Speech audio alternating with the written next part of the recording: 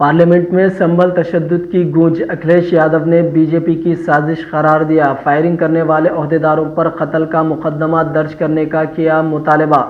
Samajwadi party के रुकने parliament Akhilesh Yadav ने मंगल के रोज यानी आज पार्लियामेंट में संभल तशद्दुद वाक़यों को उठाया और कहा कि यह वाक़या एक मनसूबाबंद साजिश का हिस्सा था। उन्होंने कहा कि बीजेपी और इसके इत्तेहादियों की जानिब से मसाजिद में खुदाई के बारे में जो बयानात दे रहे हैं वो मुल्क में भाईचारे को तबाह कर देगा। यादव ने संभल इंतजामिया पर जानबरदाना रवैया अपनाने का इल्ज़ाम आयद किया और कहा कि वो बीजेपी के कारकुनों की तरह काम कर रहे हैं। वो अफसरान जो वहां काम कर रहे हैं ऐसा लगता है जैसे वो बीजेपी के कारकुन हैं। संभल का वाक़या बीजेपी की सोची समझी हिकमत अमली है ताकि यूपी के ज़मीनी इंतखाबात में धांधलियों से अवाम की तवज्जो हटाई जा सके। अखिलेश यादव ने कहा कि पुलिस अफसरान ने अवाम के साथ बदतमीजी की और उन पर गोलियां चलाई। इस वाक़े में 5 बेगुनाह लोग मारे गए और कई जख्मी हो गए। उन अफसरों के खिलाफ कत्ल का मुकदमा दर्ज होना चाहिए और उनको मुअत्तल कर देना चाहिए। मुतासिरीन को इंसाफ दिया जाए। उन्होंने इल्ज़ाम लगाया कि वज़ीर आज़म मोदी और यूपी के चीफ मिनिस्टर योगी आदित्यनाथ के दरमियान इख्तिदार की जंग चल रही है। उन्होंने कहा कि लखनऊ और दिल्ली के दरमियान खींचा तानी जा रही है और वही तरीके से जो मरकज़ अपनाए गए हैं लखनऊ में भी इस्तेमाल हो रहे हैं। 24 नवंबर को संभल में एक हुजूम ने अफसरान की टीम पर पथराव किया था जो कि एक अदालत के हुक्म पर मुगलिया दौर की मस्जिद का सर्वे कर रही थी। इस वाक़े में 4 अफराद की मौत हो गई थी। यह सर्वे अदालत की एक दरख्वास्त पर किया गया था जिसमें दावा किया गया था कि यह मस्जिद एक कदीम मंदिर की खंडरात पर बनाई गई थी। संभल के शाही जामा मस्जिद के खिलाफ 19/11/2024 को सिविल जज सीनियर डिवीजन चंदौसी संभल में एक याचिका डाली गई। कोर्ट ने दूसरे पक्ष को सुने बगैर उसी दिन 19/11/2024 को सर्वे के आदेश दे दिए। ताज्जुब की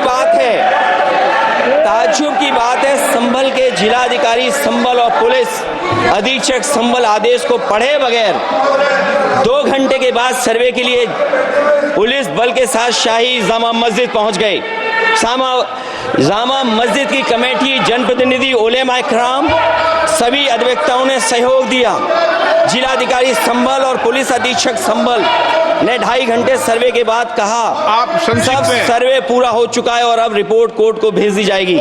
लेकिन दिनांक 22/11/2024 फ्राइडे को जुमे की नमाज के लिए लोग नमाज अदा करने के लिए जामा मस्जिद पहुंचे, लेकिन पुलिस प्रशासन ने बैरिकेड लगा दिया ताकि लोग नमाज न पढ़ सकें।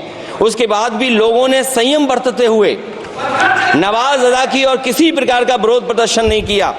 29/11/2024 को कोर्ट की अगली तारीख तय थी।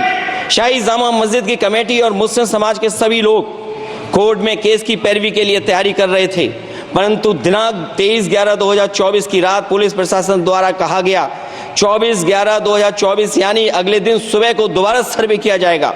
शाही जामा मस्जिद कमेटी और अधिवक्ता ने कहा कि इस सर्वे तो मुकम्मल हो चुका है, अब दूसरे सर्वे की क्या आवश्यकता है। कोर्ट के आदेश का हमने पालन कर दिया। अगर दूसरे सर्वे कराना है तो दोबारा आदेश करवाएं। कोर्ट के आदेश के बाद हम दोबारा सर्वे करा देंगे। लेकिन जिलाधिकारी संभल और पुलिस अधीक्षक संभल ने कोई सुनवाई नहीं की और तानाशाही दिखाते हुए सुबह के वक्त से पहले शाही जामा मस्जिद आ गए। शाही जामा मस्जिद कमेटी और मुस्लिम समाज के लोगों ने फिर भी धैर्य रखा और दोबारा सर्वे के लिए अंदर ले गए। सर्वे के दौरान करीब 1.5 घंटा बाद जब जनता को सूचना मिली तो वो इकट्ठा होना शुरू हो गए। लोगों ने सर्वे का कारण जानना चाहा तो सर्किल ऑफिसर ने उनके साथ गाली गलौज की और लाठीचार्ज करवाकर बुरी तरह जख्मी कर दिया।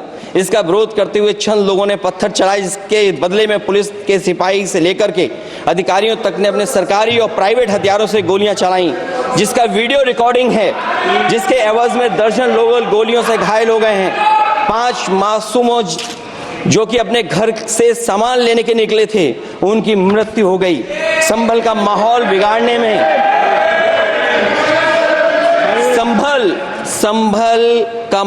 बिगाड़ने में याचिका दायर करने वाले लोगों के साथ पुलिस और प्रशासन के लोग जिम्मेदार हैं। इनको निलंबित किया जाना चाहिए और हत्या का मुकदमा चलाया जाना चाहिए, जिससे कि लोगों को इंसाफ मिल सके और आने वाले समय में कोई इस प्रकार की संविधान के खिलाफ और गैर कानूनी घटना को अंजाम न दिया जा सके।